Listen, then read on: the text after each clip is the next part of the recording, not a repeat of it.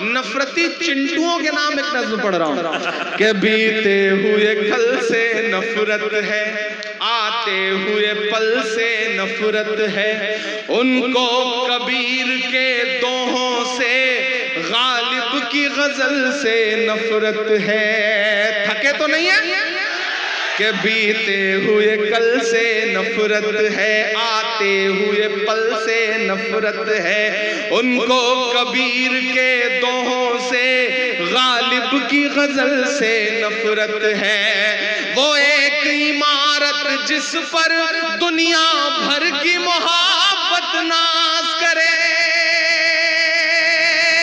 वो एक इमारत जिस पर दुनिया भर की मोहब्बत नाज करे, मेरे देश में कुछ बेशर्मों को उस ताजमहल से नफरत है। छोटू भाई, निसार भाई, और नाम तो बहुत है, तमाम सम्मानित गण और सामने बैठे तमाम बुजुर्गों, नौजवान दोस्तों, अजीज बच्चों, आज का प्रोग्राम आप और हम तमाम लोग जान रहे हैं कि लोकसभा का चुनाव जो चल रहा है पूरे हिंदुस्तान में, इसका वोटिंग डेट परसों है 26 को। आज 5 बजे शाम से चुनाव। हेलो, कोई बात नहीं, ये तो माइक तो हमारा पार्लियामेंट में बंद करवा देती है सरकार, यहाँ कौन सी बड़ी चीज है। लेकिन उसके बाद भी हम चुप नहीं होते हैं। मैं इसलिए जिंदा हूं कि मैं बोल रहा हूं, दुनिया किसी गूंगे की कहानी नहीं लिखती। हम प्रधानमंत्री की आंख से आंख मिला करके जब वो 6 फीट दूर बैठे होते हैं तब भी बोलते हैं, और यहां भी खड़े होकर के बोल रहे हैं ना तब चुप हुए थे ना आप चुप होंगे। चुप तो तभी होंगे जब इस जिस्म में जान नहीं रह जाएगी, वरना हम बोलते रहेंगे। जख्म पर जख्म खा के निकले हैं, हाँ मगर मुस्कुरा के निकले हैं। सर झुकाने का हुक्म जब आया और भी सर उठा के निकले हैं मेरे भाई। हम झुकने वाले लोगों में से नहीं है। तब मैं आपसे ये कह रहा हूं कि प्रधानमंत्री जी भाषणों में कुछ भी कहें, कलाकार तो हैं ही, वो बहुत बड़े एक्टर हैं, अमिताभ बच्चन फेल है उनके आगे, इस मामले में तो उनकी तारीफ बनती है भाई। लेकिन सच्चाई यही है कि राहुल गांधी जी ने 4 दिन पहले प्रेस कॉन्फ्रेंस में कहा कि भारतीय जनता पार्टी इस लोकसभा चुनाव में 150 का आंकड़ा नहीं पार करेगी, तो नहीं पार करेगी। और बिहार वालों, उसकी शुरुआत आपको किशनगंज से करनी पड़ेगी। जो पहले फेज का इलेक्शन हुआ है उसमें आए बाएं साए हो गई है भाजपा, पूरा एनडीए अलायंस बौखलाया हुआ है। प्रधानमंत्री जी अपने पुराने भाषणों को दोहराना शुरू कर चुके हैं, क्योंकि इधर बिहार में तेजस्वी यादव ने, लालू जी ने, कांग्रेस पार्टी ने जो माहौल पूरे प्रदेश में खड़ा किया है, उसके बाद से बिहार में जहां पिछली बार 40 में 39 सीटें जीती थी यार, तब भी आपने जो है मतलब उस आंधी तूफान में भी किशनगंज जीता था आपने। और आज किसी पराये आदमी के कहने पर मांझा पकड़ लोगे, तीर सीने में घुसा लोगे, नहीं करोगे ना, ऐसा नहीं करोगे ना, बिल्कुल नहीं करना है, क्योंकि ये इलेक्शन बहुत अहम इलेक्शन है मेरे भाई। खतरा जमहूरियत और आईन पर है। वो चाहते हैं कि संविधान बदल दिया जाए, लेकिन मैं आपसे यह कह रहा हूं कि अगर चाहते हो कि आने वाली नस्लें इस मुल्क में डॉक्टर बाबा साहब अंबेडकर के लिखे हुए संविधान के मुताबिक चले, तो फिर एक एक वोट लेकर के घर से बाहर निकलो 26 तारीख को, और आपका डॉक्टर जावेद को हाथ के पंजे को दिया गया एक एक वोट सिर्फ डॉक्टर जावेद को नहीं मिलेगा, मोहब्बत के उस मसीहा को मिलेगा जिसका नाम राहुल गांधी है। सामाजिक न्याय के उस मसीहा को मिलेगा जिसका नाम लालू प्रसाद यादव है। डॉक्टर जावेद को आपका दिया गया एक एक वोट बाबा साहब के सच्चे वारिस मल्लिकार्जुन खड़गे जी को मिलेगा। आपका दिया गया एक एक वोट तेजस्वी यादव को मिलेगा। आपका दिया गया एक एक वोट प्रियंका गांधी को मिलेगा, सोनिया जी को मिलेगा। बीच में आता रहा हूं, मेरी शायरी के हवाले से तो आप जानते ही हैं मुझे, लेकिन जब से पार्लियामेंट में गया हूं तब से चुप नहीं हूं।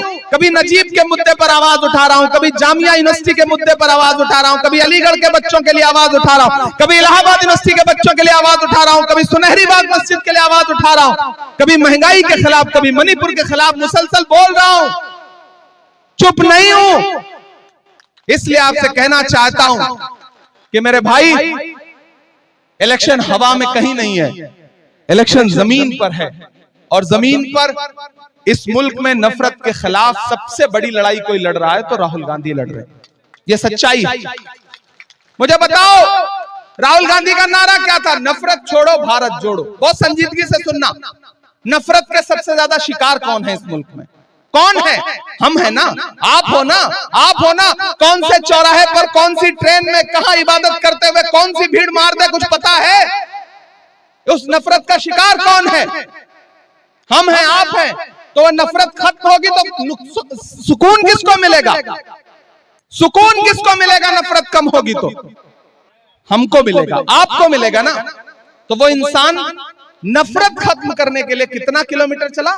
4000 किलोमीटर। 4000 किलोमीटर का मतलब समझते हैं? 4 किलोमीटर पैदल चलना हो तो समझ में आता है, 40 चलना हो तो समझ में आता है। वो आदमी रोज 25 किलोमीटर पैदल चलता था, लाखों लोगों को गले से लगाता था। और मैं डगरुआ में खड़ा होकर एक बात कह रहा हूं, यहाँ दानिश्वर लोग बैठे हैं, यहाँ हमारे मजहबी रहनुमा बैठे हैं, यहाँ तमाम बुजुर्ग बैठे हैं। अरे आप तो वो लोग हो ना जो इस बात पर ईमान रखते हो कि मजदूर का पसीना सूखने से पहले उसको उसकी मजदूरी दे देनी चाहिए। रखते हो या नहीं रखते हो? रखते हो इस बात पर ईमान ना? हमारा ईमान है इस बात पर कि मजदूर का पसीना सूखने से पहले उसकी मजदूरी उसको दे देनी चाहिए। मैंने देखा है राहुल गांधी के पांव के छाले, मैंने देखा है राहुल गांधी के बहते हुए पसीने को। वो पसीना अभी सूखा नहीं है। मैं राहुल गांधी की मजदूरी मांगने के लिए आपके बीच में आया हूं और मुझे पूरा यकीन है कि आप मुझे मायूस नहीं करेंगे।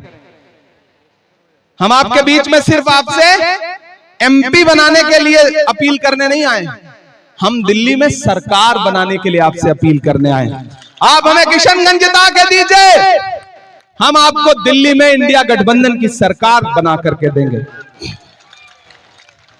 आपका वोट हेमंत सोरेन की रिहाई तय करेगा, आपका वोट अरविंद केजरीवाल की रिहाई में रास्ता साफ करेगा। इस सरकार के इरादे अच्छे नहीं है। ये सामाजिक न्याय के जितने भी योद्धा हैं सबको मसल देना चाहते हैं, जेल में डाल देना चाहते हैं। लालू जी के खिलाफ, तेजस्वी जी के खिलाफ, मीसा बहन के खिलाफ कितनी कितनी साजिशें हो रही हैं, देख रहे हैं आप, एजेंसियों को लगा करके। तो अगर ये तीसरी बार चुन के आए तो फिर ये क्या करेंगे, ये समझने की जरूरत है। इसीलिए एक एक वोट की अहमियत समझो। यहां इंडिया गठबंधन के प्रत्याशी हैं आपके भाई डॉक्टर जावेद साहब, अपना एक एक वोट इन्हें दीजिए। चूंकि वक्त बहुत कम है, मुझे जाना भी है। हाँ, मैं शायरी नहीं सुनाऊंगा तो आप लोग कहेंगे देखो जब से सांसद हो गया तब से शायरी वारी नहीं सुनाता है। मैं ऐसा नहीं करूंगा, मैं सुना के जाऊंगा। बिल्कुल। पूरा भारत आपकी तालियों का शोर जाए पटना तक, जाए दिल्ली तक। कि चाय बेचने वाला पूरा भारत बेच रहा है, इसी काम में हासिल उसे महारत बेच रहा है। कि रेल बिक गई, तेल बिक गया, बिका हवाई अड्डा। अगली लाइन में तैयार है ना? कि रेल बिक गई, तेल बिक गया, बिका हवाई अड्डा। सब कुछ बिकता देख के खुश है अपने जेपी। के जनता महंगाई की मारी करती हाहाकार। कहां से आए चौकीदार, कहां से आए चौकीदार। पेट्रोल और डीजल की कीमत रही सैकड़ा मार। कहां सोया है चौकीदार, कहां सोया है चौकीदार। मुझे खुशी है कि इस सभा में बड़ी तादाद में मेरी माएं बहनें हुई। जैसे डॉक्टर साहब सीईसी के मेंबर हैं, वैसे ही मैं कांग्रेस पार्टी में मैनिफेस्टो कमेटी का मेंबर हूं, जिस कमेटी में डॉक्टर शशि थरूर है, पी चिदम्बरम है, जयराम रमेश है, प्रवीण चक्रवर्ती है, गौरव गोगोई है, उसमें सबसे कम उम्र का मेंबर मैं हूं। हमने जो घोषणा पत्र बनाया है, जो मैनिफेस्टो बनाया है, उससे नरेंद्र मोदी जी बहुत परेशान है इन दिनों। कांग्रेस के मैनिफेस्टो से बहुत परेशान है, क्योंकि वो मैनिफेस्टो हिंदू मुस्लिम सिख ईसाई की बात नहीं कर रहा है। वो मैनिफेस्टो कह रहा है कि कांग्रेस की सरकार बनते ही नौजवानों 30 लाख नौकरियां तुरंत निकाली जाएंगी। वो मैनिफेस्टो कह रहा है कि 25 साल तक के जो डिप्लोमाधारी जिनको नौकरी नहीं मिली है, उनको 1 लाख रुपए का बेरोजगारी भत्ता दिया जाएगा। वो मनरेगा को 1 लाख रुपए और मनरेगा के मजदूरों का मिनिमम जो मजदूरी होगी वो 400 रुपए के गारंटी कार्ड लेके आए। हमारी गारंटी नरेंद्र मोदी जी के जुमले की तरह नहीं है, हमारी गारंटी राहुल गांधी की गारंटी है, राजीव के बेटे की गारंटी है, इंदिरा के पोते की गारंटी है, इसलिए झूठी नहीं है। आखिर में मैं आपसे एक बात और कहता हूं, आपका रोल बहुत बड़ा है। कांग्रेस कह रही है आपके खाते में 1 लाख रुपया हर साल आएगा, लेकिन बाकी लोग जो वोट मांगने हैं वो आपको कुछ देने की बात कर रहे हैं? नहीं कर रहे हैं। तीर छाप वाले कुछ देने की बात कर रहे हैं? नहीं। पतंग उड़ाने वाले तो बस पतंगे उड़ा के चले जाएंगे, कुछ देंगे नहीं। देगा कौन? कांग्रेस पार्टी देगी। इसलिए मेरी आपसे गुजारिश है कि आपका रोल बहुत बड़ा है। हो सकता है आपके घर वाले, आपका कोई बच्चा, आपके परिवार के लोग किसी लालच में, किसी बहकावे में किसी और पार्टी का झंडा पकड़े हो, तो आज शाम में उनको थोड़ा धमकाइएगा, उनको कह दीजिएगा कि कांग्रेस उनको 1 लाख रुपया देने की बात कर रही है साल में। अगर आज से तुमने कांग्रेस का झंडा नहीं उठाया तो जल्दी खाना बंद, चाय नहीं मिलेगी। जिस दिन आपने ये सोच लिया ना, फिर घर का 1 भी वोट इधर उधर नहीं जा सकता, क्योंकि आपके लिए कांग्रेस पार्टी योजनाएं लेकर के आई है। तो मेरी आपसे गुजारिश है माओ बहनों, ये इलेक्शन बहुत अहम है। मेरे बुजुर्गों, संविधान बचाने के लिए, मेरे पिछड़े समाज के लोगों, सामाजिक न्याय के जो योद्धा है, लालू जी हो, हेमंत सोरेन हो, तेजस्वी जी हो, इन लोगों को राजनीतिक तौर पे बचाने के लिए भी, क्योंकि सरकार के इरादे अच्छे नहीं है, सबको एकजुट होना पड़ेगा। पहले तालीम से तुम जोड़ दिए जाओगे, फिर किसी जुर्म से तुम जोड़ दिए जाओगे। हाथ से हाथ की जंजीर बनाकर निकलो, वरना धागे की तरह तोड़ दिए जाओगे। सरकार के इरादे अच्छे नहीं है, इससे अपने घरों से निकलिए। डॉक्टर जावेद साहब को अपना एक वोट दीजिए। मैं रुकनुद्दीन भाई से, हाजी गुलाम साहब से, इजाज साहब से चाहूंगा कि आप आगे आए। डॉक्टर जावेद साहब आपके अपने हैं। कभी कभी 5 साल तो कोई सांसद रह जाता है ना, तो छोटे छोटे मिनिस्ट्री भी होते हैं। हो सकता है कभी फोन ना उठा पाया, हो सकता है कि कभी रिस्पॉन्ड ना कर पाया, लेकिन जब मकसद बड़ा होता है तो छोटी छोटी चीजें नजरअंदाज करनी पड़ती है। नजरअंदाज करिए, क्योंकि मकसद है सरकार बनाना, मकसद तजुर्बा करना नहीं है। दिल्ली में कांग्रेस पार्टी की इंडिया अलायंस की सरकार बनाना है। इसलिए मैं चाहता हूं कि एक एक हाथ उठे डॉक्टर जावेद साहब के समर्थन में।